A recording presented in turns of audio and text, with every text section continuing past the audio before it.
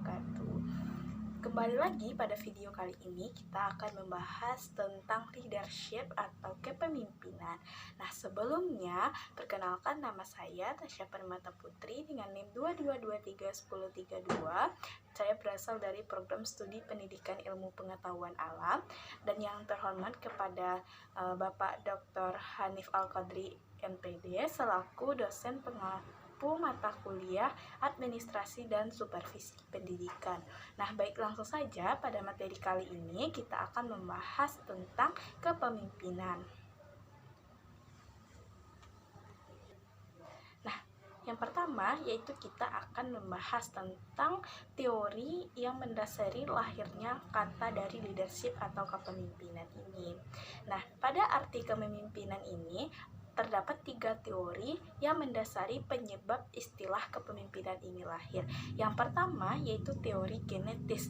Nah, maksud teori genetis di sini adalah teori yang mengindikasikan bahwa yang namanya pemimpin itu muncul karena dilahirkan.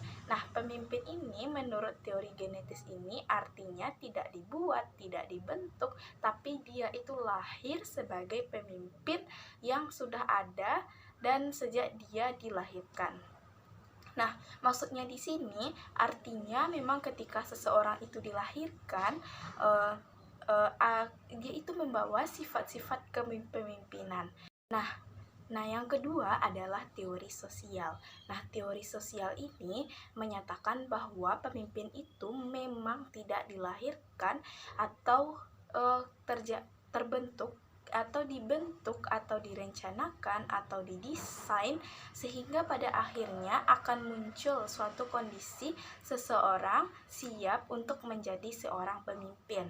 Nah, yang maksud dari teori sosial ini yaitu siapapun orangnya, dari kelas ekonomi maupun dari garis keturunan siapapun tetap mempunyai kesempatan yang sama untuk menjadi pemimpin dan tidak ada pandang bulu dalam maksud teori sosial ini.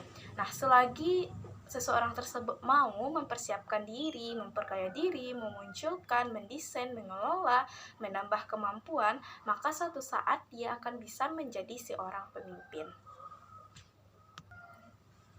Nah, selanjutnya yaitu teori yang ketiga adalah teori ekologi. Nah, teori ekologi ini adalah kombinasi dari teori genetis dan teori sosial tadi.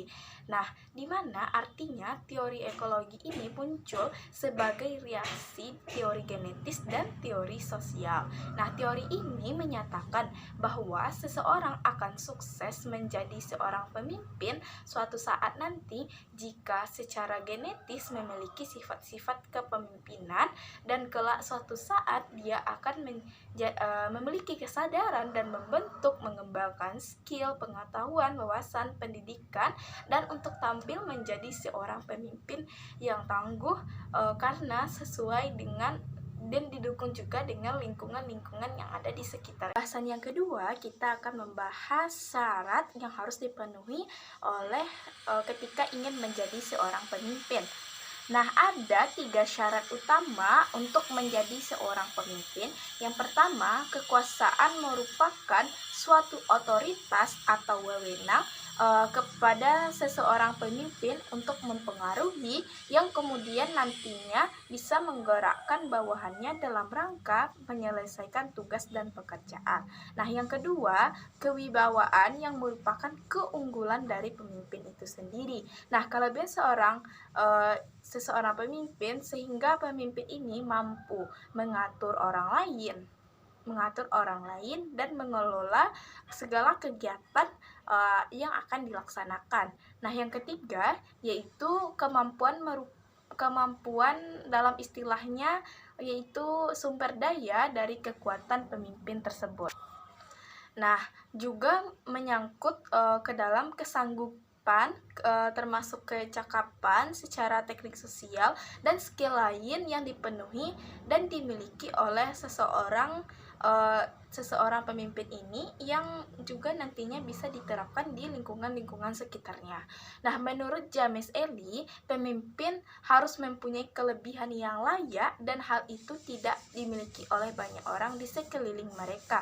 Nah, skill yang harus dimiliki pemimpin yaitu kepastian, kecerdasan, kewaspadaan, kemampuan komunikasi dan berbicara dengan baik dengan lingkungan sekitar dan mampu menjalin kerjasama dengan berbagai pihak-pihak yang lain.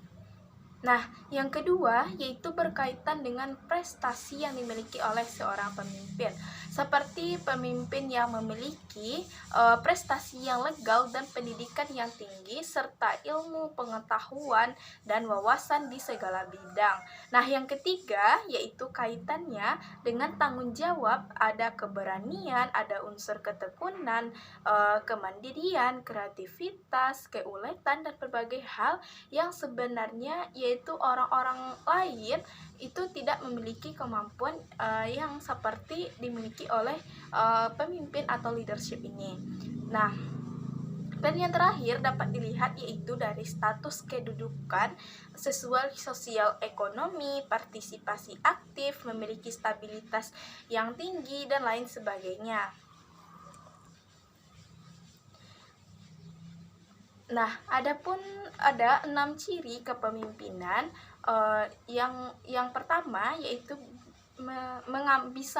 bersedia mengambil resiko. Yang kedua, selalu menginginkan segala pembaharuan. Yang ketiga, yaitu bersedia mengurus atau mengatur. Dan yang keempat, punya harapan yang tinggi. Yang kelima, yaitu menjaga sikap positif dan selalu berada terdepan atau di muka. Nah, selanjutnya kita akan membahas yaitu tentang klasifikasi kepemimpinan. Nah, berbagai jenis kepemimpinan dapat kita klasifikasikan dalam dua kelompok besar, yaitu pemimpin formal dan formal. Nah, dan pemimpin non formal atau informal. Nah, pemimpin formal atau formal merupakan orang dalam sebuah organisasi atau lembaga yang ditunjuk sebagai pemimpin berdasarkan keputusan dan pengangkatannya bersifat resmi. Nah, adapun ciri-ciri pemimpin yang formal itu yaitu statusnya sebagai pemimpin formal, dia ditunjuk oleh yang berwenang. Yang kedua, artinya ini secara garis birokrasi yaitu dia ditunjuk. Nah, yang kedua cirinya yaitu adalah mempunyai dukungan dari organisasi formal, kemudian mempunyai atasan, dan yang ketiga itu dia harus memenuhi persyaratan-persyaratan yang ada ketika melaksanakan atau mendaftar sebagai pemimpin yang persyaratannya itu bersifat formal. Nah, sedangkan berbicara tentang pemimpin informal merupakan pemimpin yang tidak secara langsung ditunjuk atau diangkat sebagai pemimpin. Nah, tapi yang jelas ini adalah suatu bentuk kehormatan yang biasanya diberikan karena seseorang tersebut memiliki kelebihan. Nah, adapun ciri-ciri yang dimiliki oleh pemimpin informal ini, yang pertama yaitu masyarakat antar kelompok bahkan bisa lebih besar dari suatu lembaga yang mengakui dirinya sebagai pemimpin tanpa diminta. Nah, maksudnya di sini itu ada satu pengaruh yang luar biasa yang akhirnya mampu dia terima dan dia akui. Nah, yang kedua, tidak ada pengangkatan secara resmi bahwa dia harus dinobatkan sebagai pemimpin, sehingga label pemimpin itu langsung melekat saja begitu dalam pundak orang yang bersangkutan, artinya tanpa diminta label itu. Nah, pokok bahasan yang selanjutnya kita bahas adalah pendekatan kepemimpinan.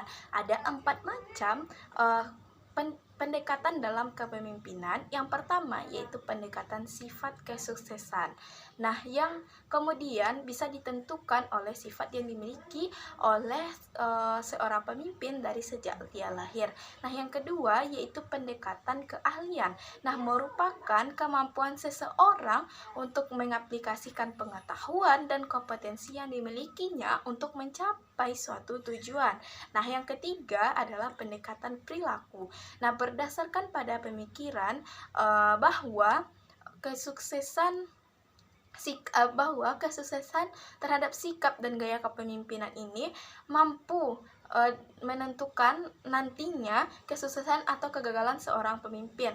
Kemudian yang terakhir adalah pendekatan situasional atau pendekatan kontingensi yang didasarkan pada pendapat tentang kesuksesan kepemimpinan yang tidak hanya dipengaruhi oleh perilaku pemimpin saja.